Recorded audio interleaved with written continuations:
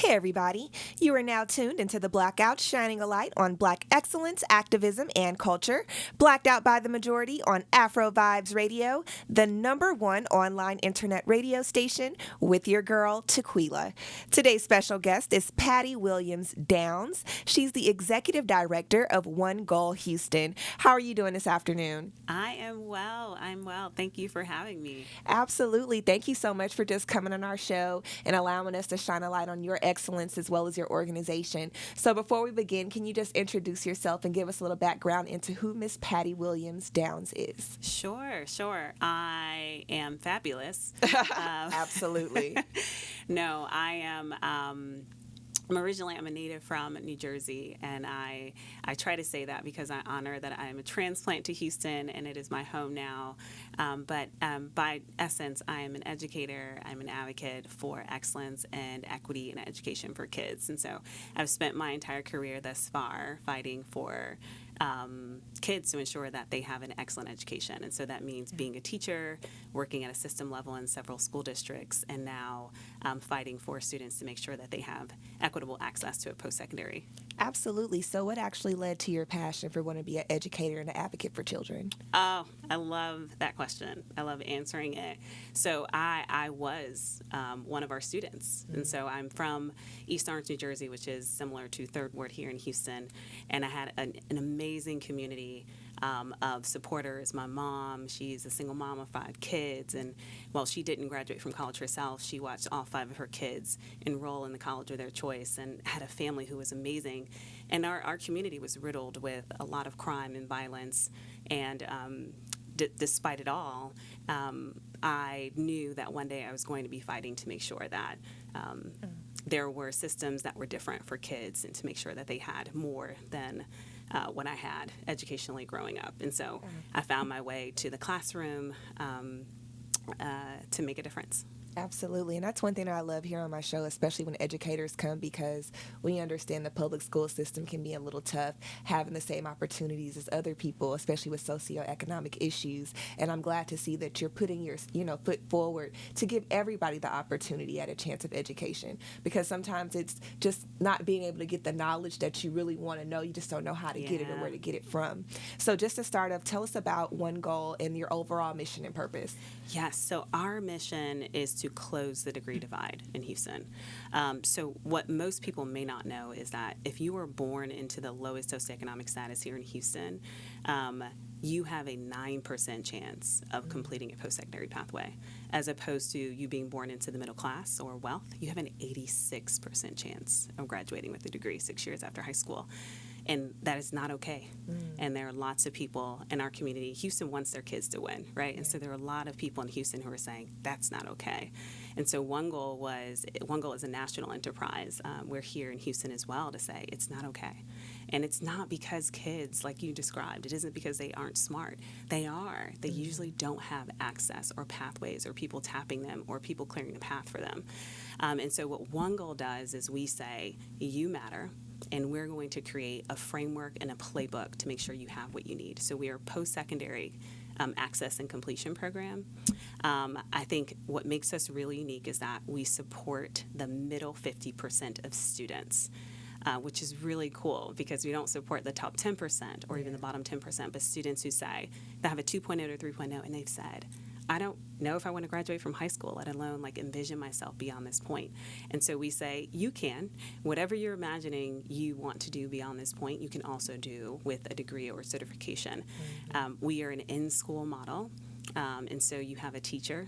Just think back. You probably have a teacher who transformed your life. Yeah. You're smiling right now, so I know you can think of one. Everybody can. And so we position them with a teacher for 3 years, 3 magical transformative years. So from the first day of junior year in high school to the first day of your sophomore year or the second year of your pathway, you have them helping you develop your identity, develop a sense of self, enroll in, and get over that first-year hump. So we are a secondary and a post-secondary entity. That's amazing. So why did you feel like it was necessary to have this program dedicated to children in those undeserved communities? Because I know you're in cities like the Bay Area, Chicago, Massachusetts, Metro Atlanta, New York, and now Houston. Yeah. So it is both a civil issue and an economic issue, right? And so essentially, the program was started in Chicago. And we know that Chicago has some conditions that actually are not helping particularly young African American males and females survive, really, right, and achieve their greatest assets. And the program there is working really well. And so our CEO at the time said, we need to try our hand in a different place with a different demographic of students, which Houston has a large Hispanic population, and it's pretty diverse. So we landed here in Houston because we had both the reason, the calling from the data that I just shared. We also had investors, which is really important. No money, no mission. Absolutely. Okay? So we had investors who were willing to evangelize and get their friends involved and called to the cause to support it.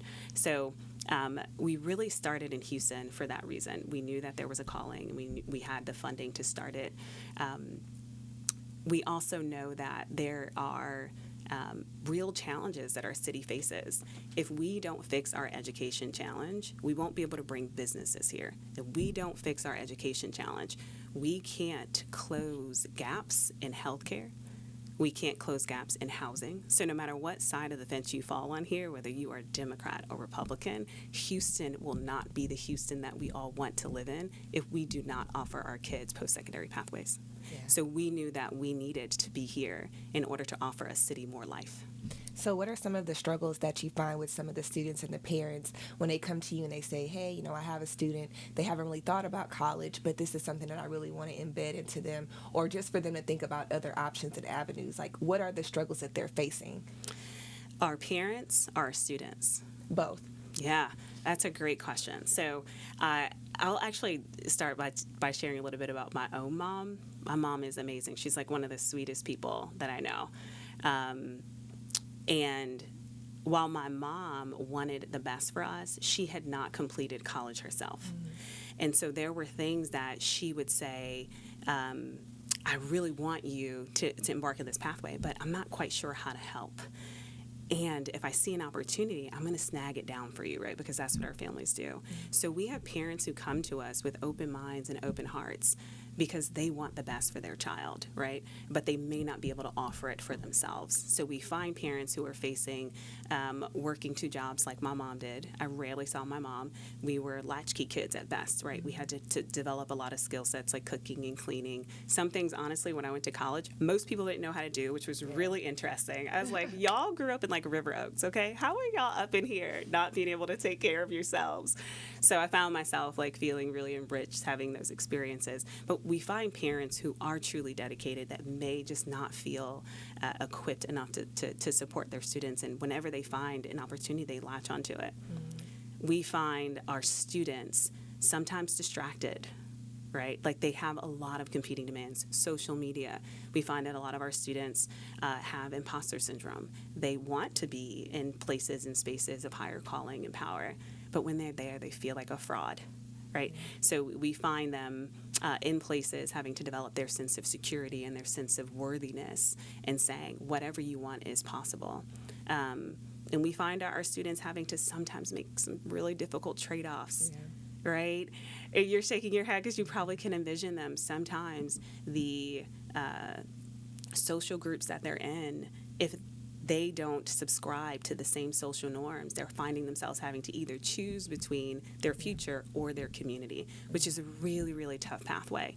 So what we try to do in year one is we try to put you with a cohort of people you can build lifelong friendships with so you don't have to make that choice. And you can traverse with them from your junior year to your senior and likely go to school with them. So you feel enriched from your soul to your pathway. Absolutely. What is the largest demographic that you find that you're serving right now under One Goal? So our largest demographic, actually, our students reflect the Houston makeup. And so Houston, HISD specifically, the majority of their students, I would say about 55, 60% of them are Hispanic. About 30% are African American, and the Asian and the Caucasian population fills in the rest. That's our makeup at One Goal as well. We're in 5 different school districts, which is incredible. We're in HISD, Spring Branch, Aldine, KIPP, and Yes Prep, which really just shows the malleability of our model. So, Absolutely. And I like that because a lot of people who may not be from here, they don't understand that the Hispanic population is very big because we live right off the border of Mexico. And with those students, have you had any issues with, with the climate that we live under today? Some of them feel as though because of their status, they won't be able to go to college or have those opportunities. How are you allowing them to understand that they can still pursue that irregardless to their status? That is an incredible question. It's such a good question. So we find everything from students not being able to complete a really critical step in the college completion process, which is FAFSA, because you need your parents' income tax returns.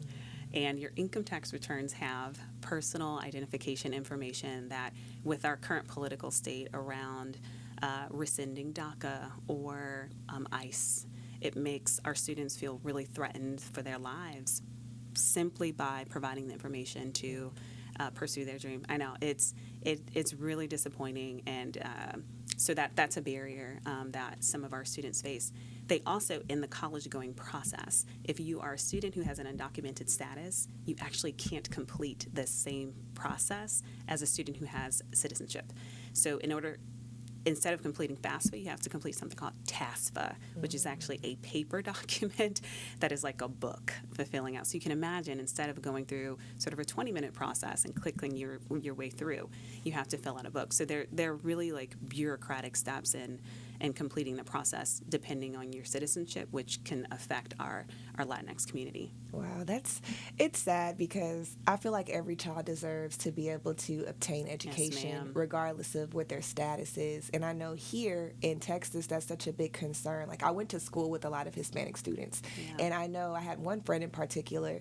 She was like, I'm pretty sure it was an exaggeration, but she was like, I practically came on the shoulders of my parents here crossing the water. And she was like, they're afraid to go out and do certain things because they don't know what's going to happen every day. So I'm not sure if she ever went on to pursue, a college education because they really just didn't know. But I can imagine how many other families, they want that for their children and they just don't even know where to start. Because this is my first time ever hearing of a TAFSA. I didn't even know that existed.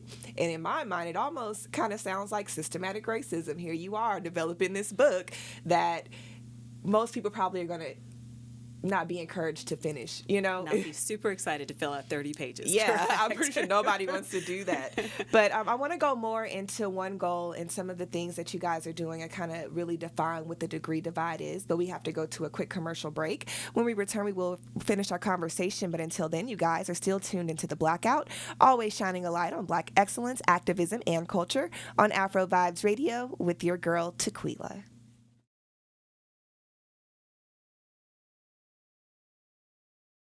Hey everybody, you're now tuned back into The Blackout, always shining a light on Black excellence, activism, and culture, blacked out by the majority on Afro Vibes Radio, the #1 online internet radio station with your girl Tequila. We are currently still in the studio with the executive director of One Goal Houston, Miss Patty Williams Downs. Thank you for hanging in there with us during the break. So just to continue our conversation, one of the things that you said earlier was the forgotten middle and the degree divide. So I want you to be able to explain what the forgotten middle is and how One Goal caters to the degree divide in its overall meaning. Yeah. So I'll frame it this way, Tequila. Who won the Super Bowl this year? Patriots. Patriots won the Super Bowl this year. But when did they win it? Do you remember? I don't know. February? So the Patriots actually won the Super Bowl last June, which was the first day of training camp. I see. Yeah. Because when they entered the field, they had a game plan, they had a vision, and they worked hard. And really, that's what One Goal is, right? We are an enterprise that provides the coach, the field, and the playbook so that kids can win the Super Bowl, right? But kids are more like the players, right? So they run the route, they catch the ball, they watch film, they go to practice, they sweat, they bleed, they have camaraderie with their teammates.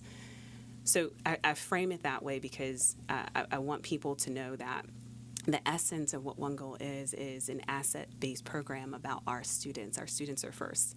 So while, yes, there are lots of really big donors that we have behind us, and we're really grateful for them, and they have amazing teachers who are like their coaches, they do a ton of the work, right?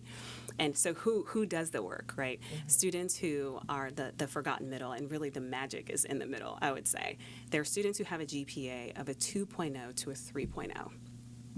Which in high school, by the time you are a junior with a cumulative GPA of that nature, most of our students feel like they have no options because most colleges, right, it's like you have to have a 3.5, right, to access or go or to get scholarships. And so most students with that GPA range have sort of psychologically ruled themselves out. And I was a former principal prior to joining One Goal, and I know there are hundreds of kids in that demographic, particularly if we think about Sam Houston High School. They have about 1,000 juniors. Likely 600 fall within a 2.0 to a 3.0 range. So we're looking at, in order to, like, if we serve that magic, that middle, we can transform an entire campus. If we served the magic middle in a district, we can transform an entire district, thereby transforming entire communities, right? So our students who have that demographic usually have lower academic profiles and less options collegiately. And so what we do is we position ourselves, partner with schools and districts. We ask them to provide us with a teacher who teaches one or several One Goal classes. One of the beautiful things is it's a credit-bearing course. It's an elective course, so you don't have to trade off anything in high school, which can feel, in high school, like, right? Like, there are lots of, like, really fun things to choose from, and you want it to all count because you want to graduate on time, electives.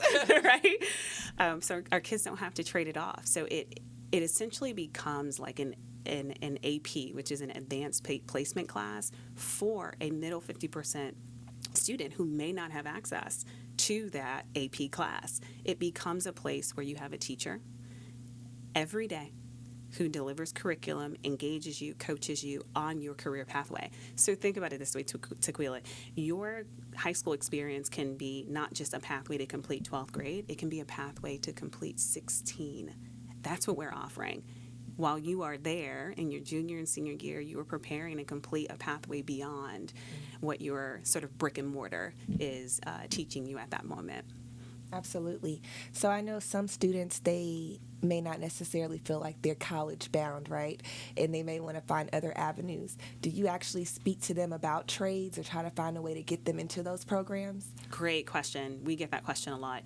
So we are One Goal, but there are many paths to that One Goal. Absolutely. And so we are 2-year, 4-year, and technical certification. Really what's important to us is that the dream you have for yourself is way more important than the dream we have for you, right? So going back to my mom was Patty, what do you want to do? Right. And I was really fortunate to have someone ask me that at an early age and develop that in me. I have friends whose parents said, actually, you are only going to go to this school. This is where we went to school. So they didn't really have a choice in the way that we want to position our One Goal students. And that's not our dream. The dream that they have for themselves is what we want to foster and steward in them. Yeah, absolutely. So how does One Goal give parents access to resources and knowledge necessary to help those students invest in college? Yes. So as early as you joining, we connect with parents, not by way, like I have 2 kids. I have a 4-year-old, or 3-year-old. Oh, you look good, girl. You do too. I was saying that when you walked in. Thank you. I was going to say a 4-year-old, really 40. So right. Love her. My husband's like, you only like think, you only say her name like that because y'all are just alike. She's going to do whatever she wants to do. I'm like, yeah, that's actually true. But Zoe and I have a 12-year-old, and really I want them to have choices. I went through, if I can share this really quick story, my son is starting, he's in the 6th grade, and he wanted to participate in band, and so he had to go on this interview, can you believe it, to like choose an instrument. And I was like, well, this is serious.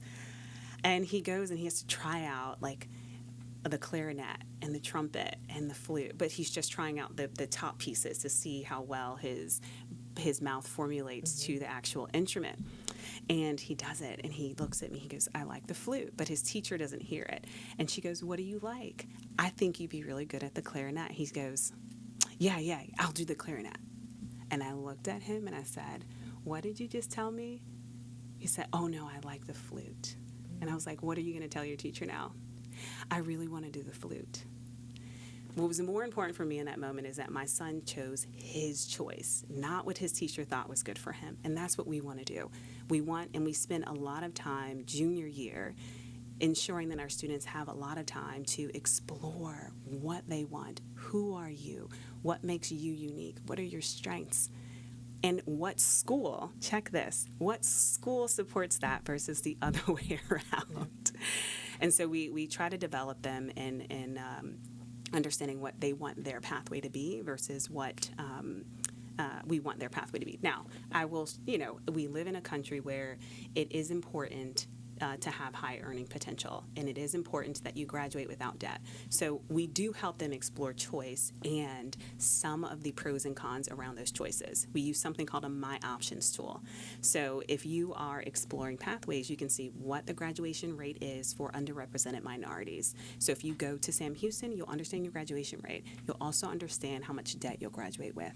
So there are ways to assess the reality of that choice so that you can still make the most informed choice based on what you want.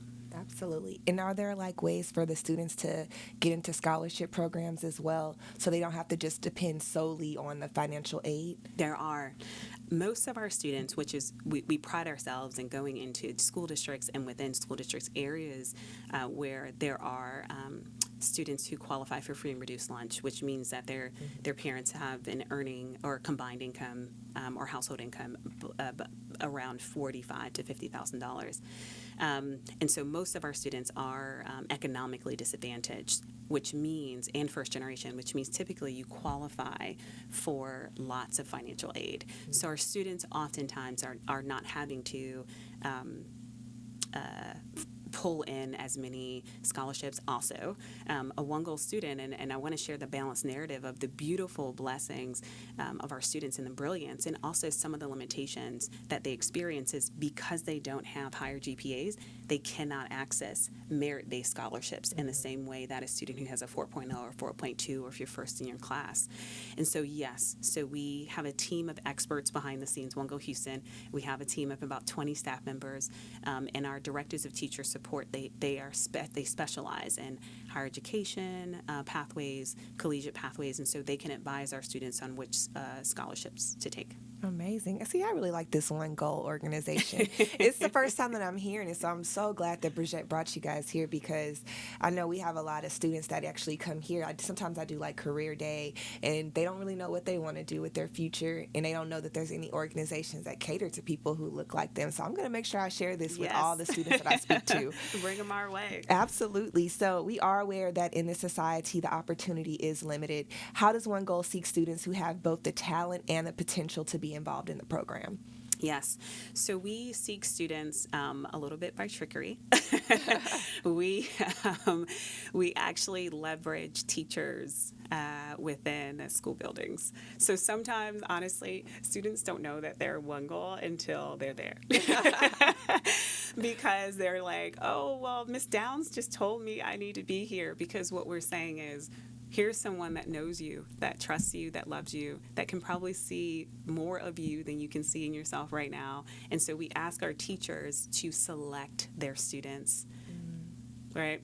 And so it's a little bit of trickery internally. On a larger scale, we partner with school districts. And so we recently sat in front of Rodney Watkins, who is an incredible African-American superintendent of Spring ISD, who has so many ambitious goals from early childhood to post-secondary completion.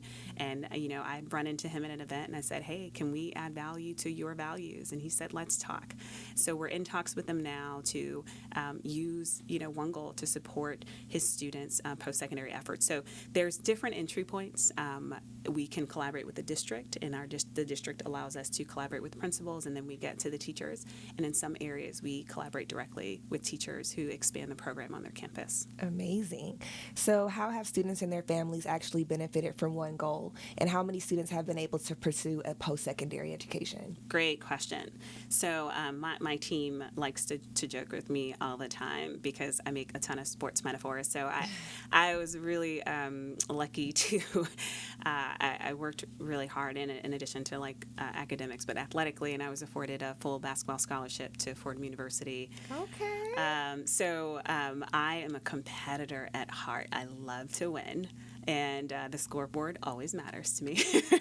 So they're like, can you stop making basketball metaphors, Patty? We all didn't play. We don't get it. It's like, say something different. But I share that because what I love about One Goal Houston is that we are not rooted in activities. We don't just do things to do things. We make sure that what we do matters. And so our results matter. So what have we done currently to what do our results say about what we've been able to do for the communities that we serve? Do we keep our promises to kids? That's sort of how your question registers in my mind, and we have. So if we go back to that 9% of students who have completed a post-secondary pathway in Harris County who have a low socioeconomic status, which is about 98% of our students.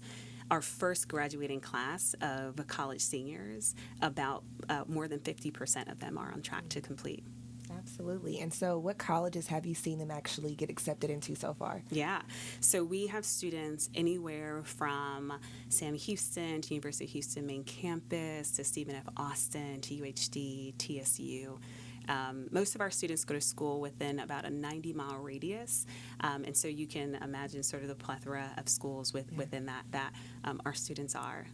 You know, I'm a graduate of Prairie View A&M University. I gotta put PV in there since you want to say TSU and all.